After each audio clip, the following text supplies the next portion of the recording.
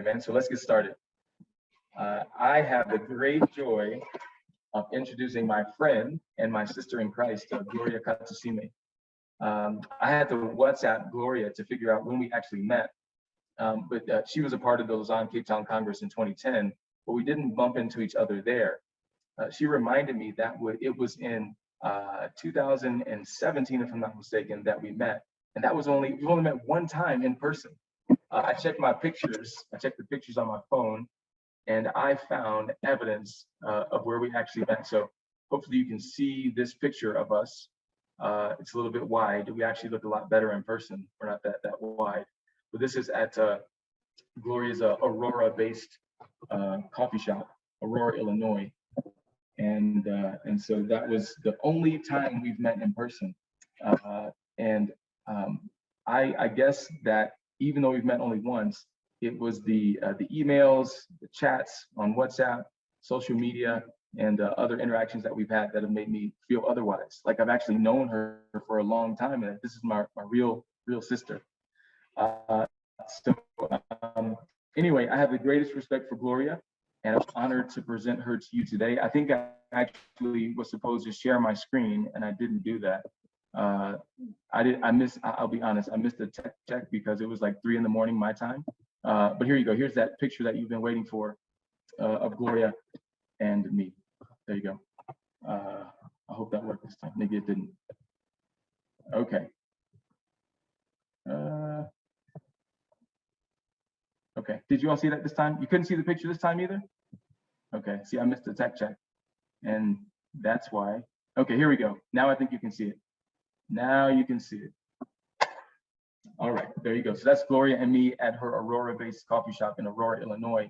Most of her shops are actually in Uganda, but this is one that is in the US, and perhaps more are coming. So there you go. All right, so Gloria, welcome to you. Is she still there? I think I just lost Gloria. Okay, I think we just lost Gloria.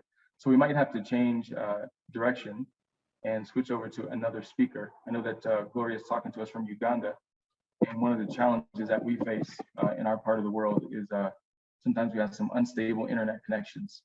So I will let her, oh, there she is. Okay, got it. When Gloria comes on, we'll introduce her and hear from her. Hey, Gloria. Hi, I'm sorry. It's like you started to introduce me and then just suddenly it blacked out. I'm so sorry. It's okay.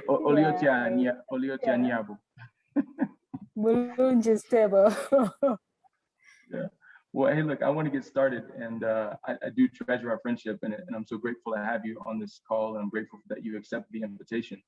Our audience can go online to find out more about you and Endiro, but would you just give us a snapshot of who you are and where you're from? Hello to everyone that is listening. My name is Gloria Katusime. I was born and raised in Kampala, Uganda, which is where I live currently. Although I have been blessed to be able to live in many different places that I consider to be home. But as of now, Uganda is my home. It is where I live. It is where God has really used me and the team that I work with to start a great business that I believe that God is using for his glory. So that's just something brief about me. I'm also very passionate about mentorship of young people. So even when as I get to share about Endiro Coffee, the business that I work with, the heart of it is really about mentorship. I'm really passionate about that because when I look at my life, I see many people that God brought along my way, people that mentored me, that advised me, that guided me. And so their lives, their investment in me has really shaped me to become the person that I am today. And so I feel that it is my responsibility in a way, but also a call that God has. I feel like God has spoken to me clearly that is what I'm to do for so many other young people and adults. So I'm very passionate about mentorship or discipleship. I think that's another word that is commonly used of young people. So that's just something very brief about me. Thanks, Gloria. And along with that, tell us how Endiro Coffee came into being. Many people haven't heard of it, but I think they should. Tell us how that came into being. Okay, Endiro Coffee is a tree, I usually call it a tree to cup coffee enterprise, but it did not always start off that way. Its beginnings are very humble, and maybe just to briefly even just say something about myself or my training, my background. I studied as a journalist, worked as a journalist for a few years, and so my career path was really sort of geared towards journalism, communications, and specifically public health. HIV/AIDS was something that I ended up specializing in, just trying to understand the impact of HIV and AIDS in Uganda, the impact it had had. And so that was really the career path that I was on, but God had another plan. And so, you know, through really miraculous divine orchestrations, and also, like I said, mentorship has always been very quiet, because I was discipled at university when I gave my life to Christ, and many people walked alongside me. So their investment, the spiritual mentorship really shaped me, and I began to think differently. I began to pray and ask God, what is my purpose? What do you want me to do? And so on one hand, I was super excited about a career in journalism where I could make so much money and, be on BBC or CNN. That was like a goal. And then, but on the other hand, I was really feeling called to something more than just making money. As a child growing up in Uganda, you always want to, you grow up and you hope the education system allows you to get a job that allows you to be able to make money, and which I think happens in many different places in the world. And so I was on that same track, really wanted to use my skills, and it looked like it would happen. But I believe that God also wanted to use me to be able to really to walk alongside many young people, just like myself. When I joined university, I didn't really know much about God, but many people came and guided me. And so as I was, just really praying and asking God what I am supposed to do. And this took many years. It wasn't, I knew the answer in one day. And so for people that are even watching, listening, maybe they have that very same question, what is my purpose? What am I supposed to do? It's a process. And for me, it was a process of being a journalist for many years, serving as a missionary in another cross-cultural context in a country in South Asia, and then ending up in Bible school. And then finally, well, I don't know if it's finally, I like to think it's finally, but who knows, God saying it's going to be business. And for me, that was shocking to me, because I until that point, I didn't really know anything or like anything about business. I hated maths, I hated arithmetic. So it was just like, God, really, what? Why? Why that? But God was able to connect the dots for me to realize that what I really was passionate about was young people. And so through a business, and at that point, it wasn't coffee. It was, God was saying, I will use a business to be able to be able to accomplish my work. And so I didn't fully understand it. And again, it's about process. It's about letting God walk with you through that process. And so even when, how did it become Enduro Coffee?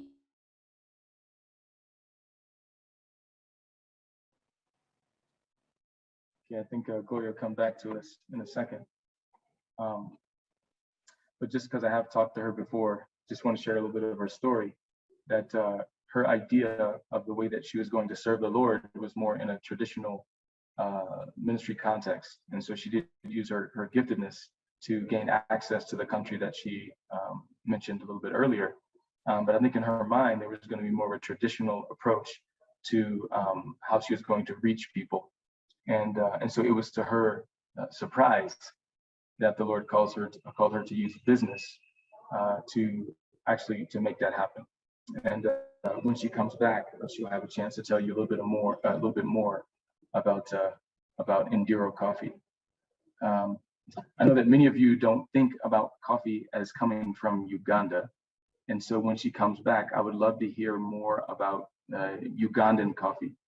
I mean, I live in Ethiopia, so I'm very eager to trash talk, but I won't do that to my dear sister. I won't disrespect her coffee because it is good. I've had it before. But I know that many of you may be wondering, does Uganda even produce coffee? Maybe you thought of other products coming from Uganda. But I would love to give her a chance to tell you about the type of coffee for those of you coffee snobs out there. Maybe she can describe the flavors or the aromas or the things that make Ugandan coffee so special. If she's not back in the next couple of minutes, then I guess what I'm going to do is hand it over to our next person, and then we'll continue with her when we get a chance. So just hold tight.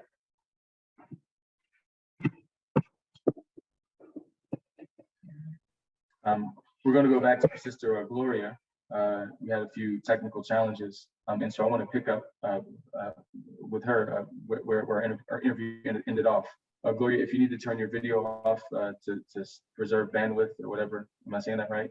Then that's okay. But while you were gone, I kind of talked a little bit of trash. I didn't want to, I live in Ethiopia, so most people think the best coffee in the world is from Ethiopia. But I would love for you to have a chance to introduce us to Ugandan coffee. What is unique about Uganda, the coffee industry there? Enlighten us. And you may have to turn your video off because I think it's really it's kind of slow for us. Okay, Uganda, first of all, I think is the best coffee, and I'm not saying this definitely ranks up there. So yeah, so I'm hoping, you can hear me clearly. So so I was one of the best in the world. Perfect. Okay. So it's one of the best in the world. It's one of those not commonly known coffees. People usually get, know about Uganda's neighbor, but Uganda coffee that we grow is grown on the slopes of Mount Elgon. It's an Arabica tea. Sort of the profile is mostly notes of vanilla, caramel, so very nutty-ish type of coffee. So if you like Kenyan coffee, almost a very similar profile, but also a lot of citrus in there. So depending really on the area that is grown and take on different profile notes. But Uganda is actually Africa's leading more coffee of all African countries in the world. And it is the second largest producer on the continent. So Uganda is producing a lot of coffee, why you do not know about it, but we actually export a ton of coffee. We export about 4.6 million bags every year, valued at about $500 million US. Yeah, so that's Wow. So yeah, Ugandan coffee is amazing.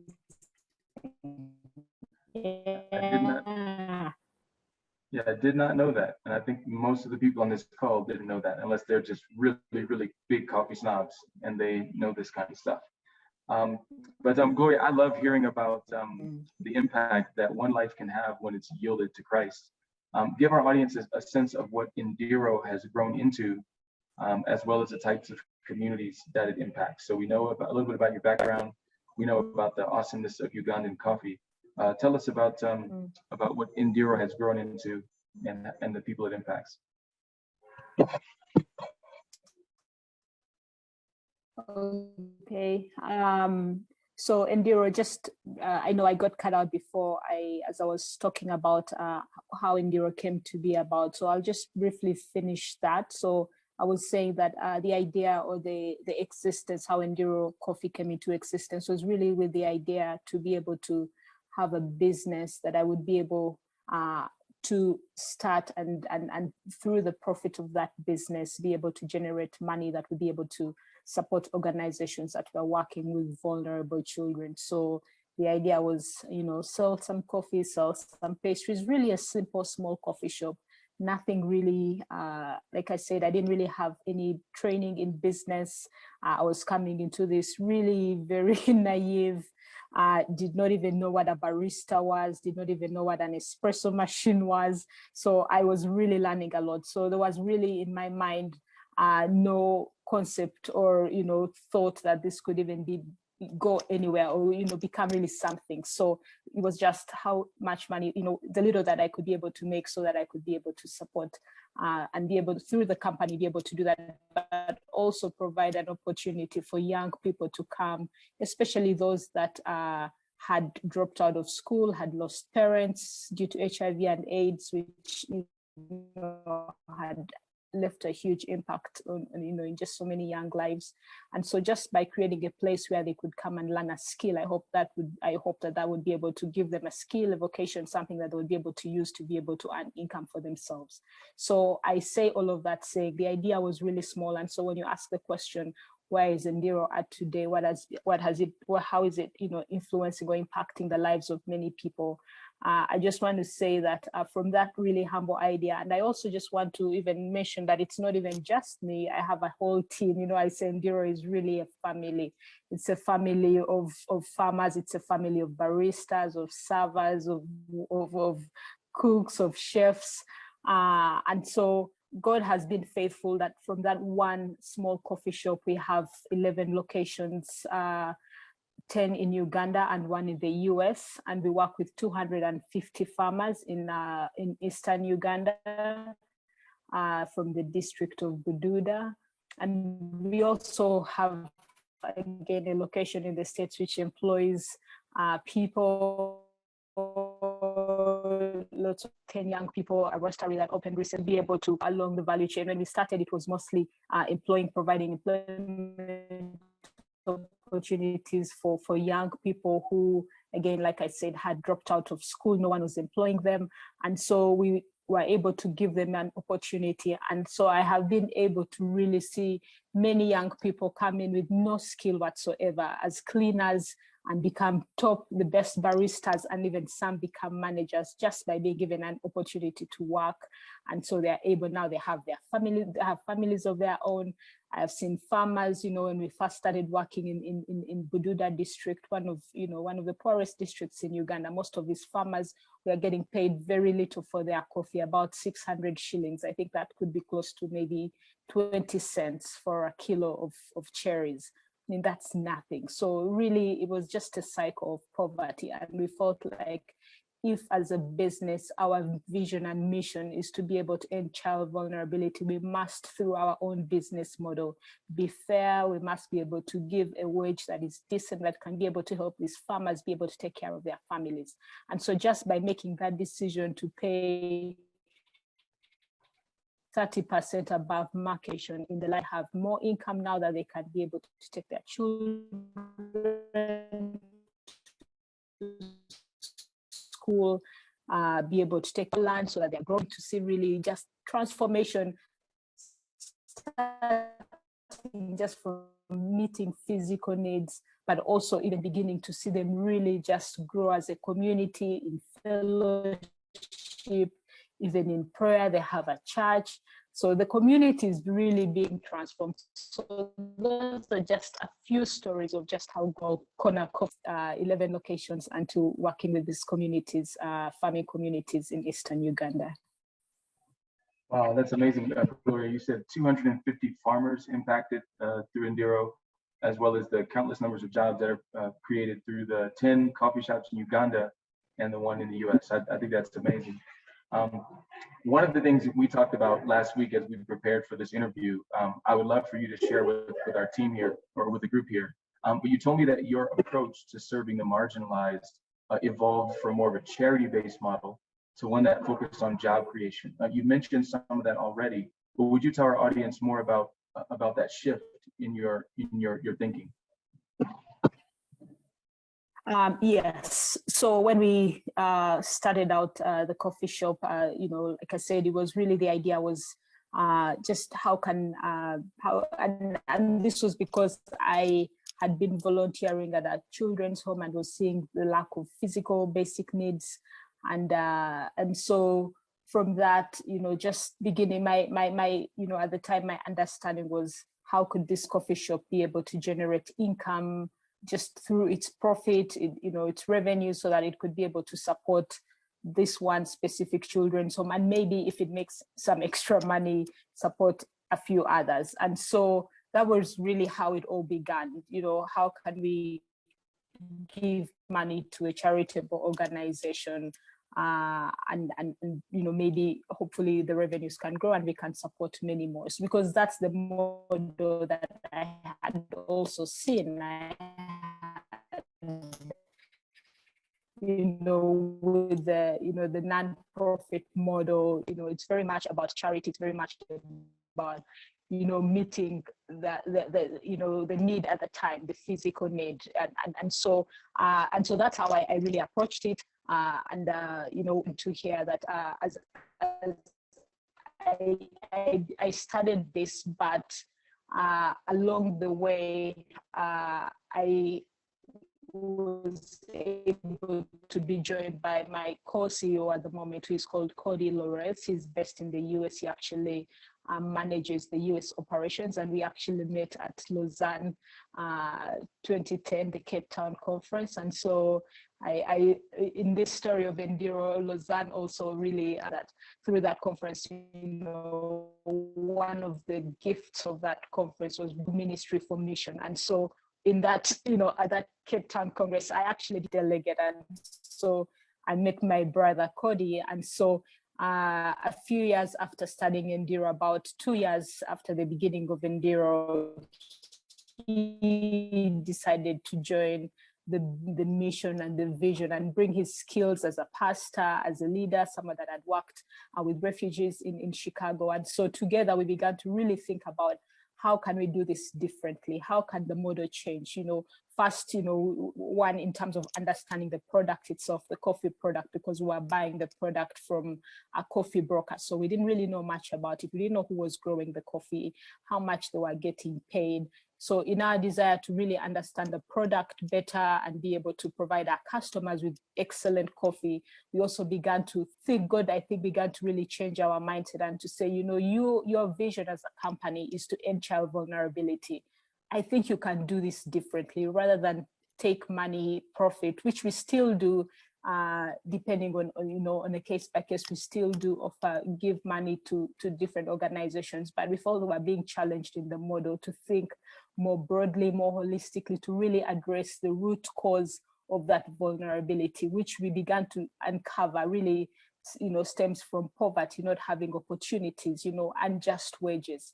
And so we began to think that to be able to really accomplish our vision, we had to change the way we did business. And so deciding to go back along the value chain, beginning right at the tree, at the crop, training the farmers, giving them the equipment that they needed so that they could be able to produce a high quality grade of coffee, which would in turn justify a higher price for their coffee. And they are incentivized and can then also be able to meet their basic needs and the needs of their families.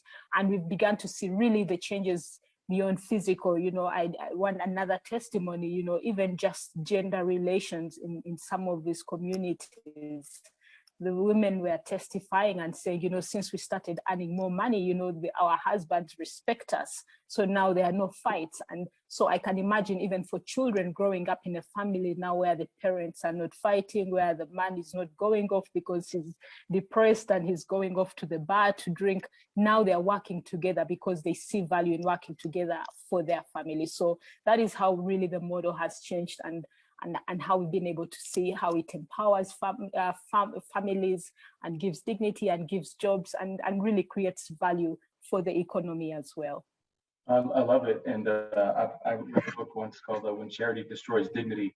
And I love the way that you're able to give people a sense of dignity where they can, with the sweat of their own brow, make a way for their families. So I love that idea. We don't have much time left, so I'm just going to have one last question for you. And then I have a couple of questions from the audience that I want to have you answer as well.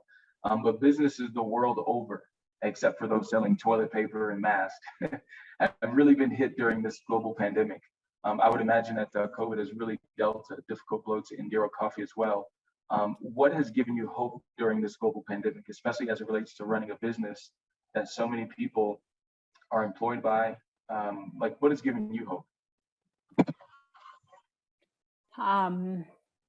The hope that I have received and the hope that I would really pass on even to somebody that has a business.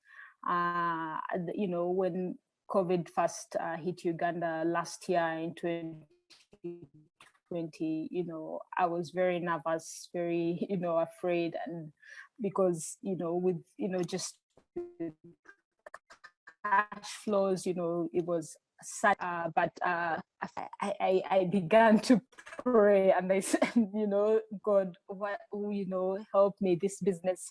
And I remembered God, I remembered that this business was started by God. I remembered that I did not have the abilities, I did not have the qualifications, I knew nothing really. And I had seen God miraculously grow the business, bring the right partners, bring people to help. So I began to really reflect on some of those things, and that gave me confidence and trust. And so for me, really the word of hope is that God is still in control. He's a God of covenant. And so when I think specifically for Enduro, even when things are not what they could be, and we've just come through another lockdown just recently, a few days ago, which again affected the business. The farmers are asking, are you going to purchase coffee from us this season? And I have no answer for them. But I trust God, and I say, God, you started this work, you are faithful to do it. This is you who called me. You are very clear. You have been faithful to this point. So I will not, even when I'm afraid or anxious, help me to believe that you're still God, and that you can be able to walk me through this. And it's not even about me. There's so many other people. And so believing that this is so much bigger than myself. It is about God. It's about his kingdom. It's about his purposes. And so that is the word of hope I would give to somebody, to just be confident that if it is about God, and if God started that work, he's faithful, he will complete it. I appreciate that. And hopefully that story that Gloria shared with us, or this story that she shared with us, will encourage you all who are listening today. We're all facing some kind of difficult stuff because of COVID, whether you're a business owner or a parent who has been at home way too long with your kids and you just can't wait to get out. Whatever the case, what Gloria shared with us is so true, that he who called us is faithful. And if we hold to his unchanging hand, things will work out. Gloria, I was looking in the chat section on Facebook, and there are a number of people who are wanting to know, do you have a website for Enduro? Some people are interested in knowing how they can get the coffee, either in Canada or in the US. Could you tell people how they could get some of that awesome Ugandan coffee? Yeah, wonderful. Yes, you can be able to order online. So the website is www.endiro, Endiro, E for elephant, and for never, D for rainbow, and O for ostrich. Endiro, that's the name, Endiro, and then coffee.com. So there is an online store. You can be able to just directly give you all the directions. You can also throughout North America. I'm not too sure about Canada, but I know we can definitely get coffee to Canada as well. So yeah, that's the website. Okay, thanks, Gloria. And again, it is such a joy to have you on this call today. Despite the technical issues and the other challenges, I think your story comes through, and that's a story not just of hope, but hope that is fueled hard work. There are a lot of people, I think, in the church who have given into this easy believism, where if you just name it and claim it, blab and grab it, it will happen. But I can, just remember bits and pieces of your story, how hard you had to work, how things didn't come very easy. But now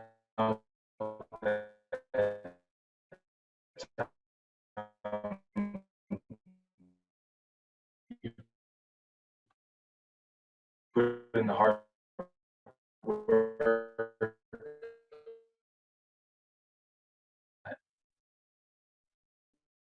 it's used to bless, like you said, at work at your 11 locations. Hopefully you, and Gloria said it's there to reach out to her as well if you're interested in larger orders, because I know some of the people listening in are gifted in that So thank you so much, Gloria. I think you guys are language, so way better than you. Thank you so much. Thank you, Richard. It was a pleasure.